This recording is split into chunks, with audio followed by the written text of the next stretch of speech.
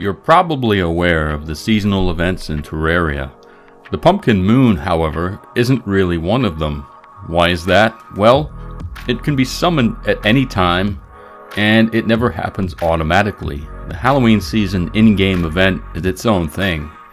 Now, the Pumpkin Moon event has been around for years, but with Terraria 1.4, the event has gained increased significance, specifically because of one item, the Horseman's Blade, which is a component for crafting the game's ultimate sword, Zenith. So, how do you start the Pumpkin Moon event? You need a Pumpkin Moon Medallion, of course. They can be crafted at any hard mode or anvil, using 30 pumpkins, 5 ectoplasms, and 10 hollowed bars. Pumpkins grow from seeds sold by the Dryad NPC. Now don't worry, you get several pumpkins from every pumpkin you harvest, so it's not as laborious as you might have thought. Ectoplasm comes of course from ghosts in the dungeon, and the hollowed bars, which you probably already have stored away somewhere, those come from the mechanical bosses. So get the ingredients and craft the medallion. A few words for the wise though. The medallion only works at night.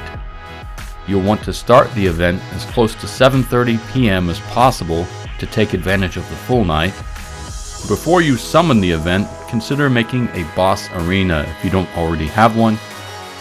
Also consider getting a fast mount, ideally the Martian flying saucer mount.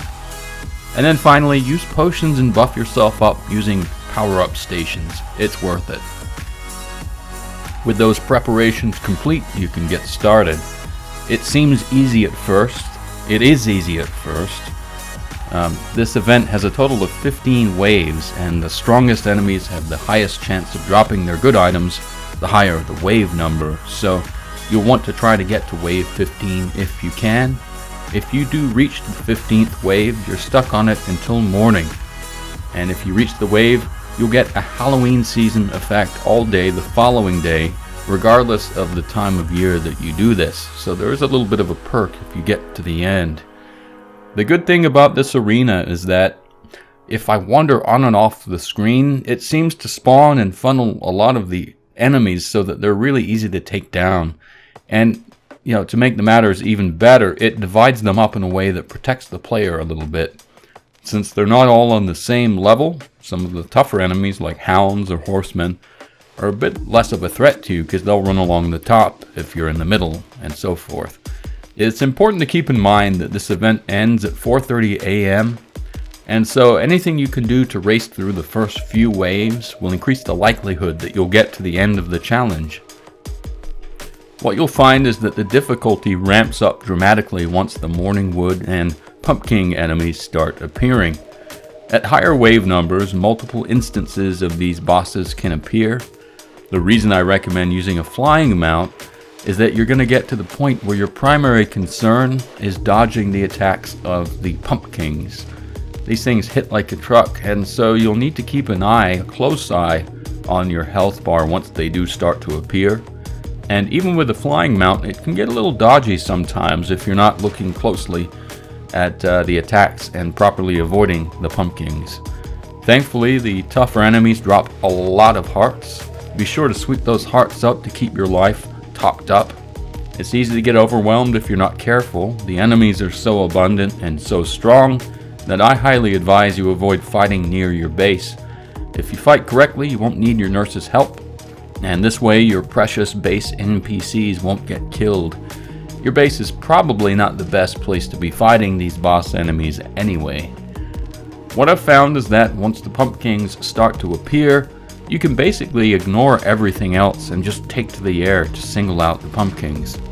If your tactic is a fighting retreat, you can minimize the number of times that you get hit by the pumpkins, while also avoiding all of the enemies that spawn along the ground. It's important to remember that of all the enemies that spawn, and there are quite a few, it's only the pumpkins that can follow you into the air. That being said, the morning woods do fire some projectiles, so keep an eye out for those as well. Just whatever you do, don't get bogged down on the ground, because that's going to expose you to a ton of enemies and increase the odds of your guy getting killed or your girl getting killed. Once you get into the swing of things, it turns into quite a bit of repetition. I ended up focusing on flying away from and flying around the pumpkins with occasional stop-offs along my boss arena platforms to gather up the fallen hearts. As I said, these enemies do drop a ton of hearts, so if you're reasonably decent at avoiding attacks, you shouldn't find too much difficulty here, and there ought to be enough hearts to keep your health topped up. With any luck, you'll also have a strong minion that you summoned before the fight to help you during the course of this event. I personally prefer the Stardust Dragon, but really any minion is better than none. I know minions can be fickle, as you do too, but even if they don't help against the pumpkins that you're trying to focus down, they will still be going around killing off other spawns, and so at a bare minimum, your guy can swoop down and collect the hearts that your minion has caused to drop. All in all, it's a pretty manageable fight.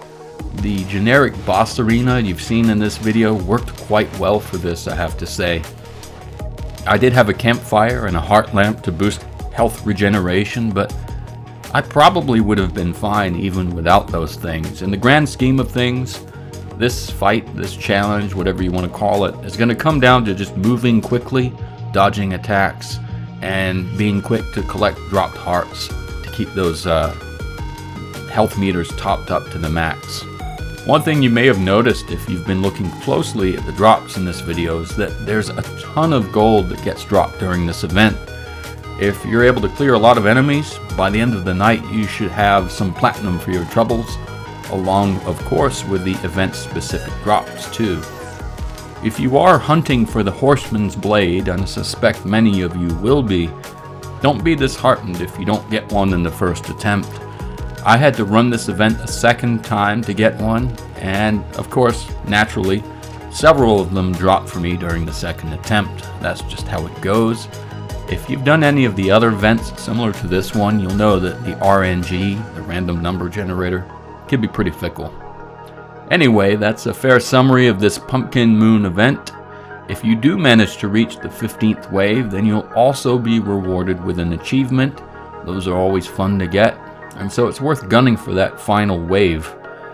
This fight might look a little chaotic judging by the video, and it is to a certain extent, but if you're able to defeat the game's other bosses, then you should be up for the challenge of tackling this as well. Just whatever you do, don't underestimate it. As I said earlier, be sure to buff up your character with potions and enhancement stations before triggering the event. There's no sense whatsoever in putting forth the effort into crafting the medallion only to fall short during the actual fight. As always, more heads are better than one, so if there's anything that I failed to talk about that you think is worth mentioning in regards to this event, be sure to leave a message in the comments section below. Your fellow Terrarians will appreciate it, as will I. Anyway, that's everything I had to say about this event. It's fun to try out at least once, if nothing else for that achievement, and of course the drop that's used for the Zenith's crafting recipe. What's not fun is when the night ends and the solar eclipse happens, but you just can't make this stuff up, I suppose. Anyway, that's everything. Thanks to everyone for watching. If you've stayed this long, thanks for listening to me ramble on, and I'll see you in the next video.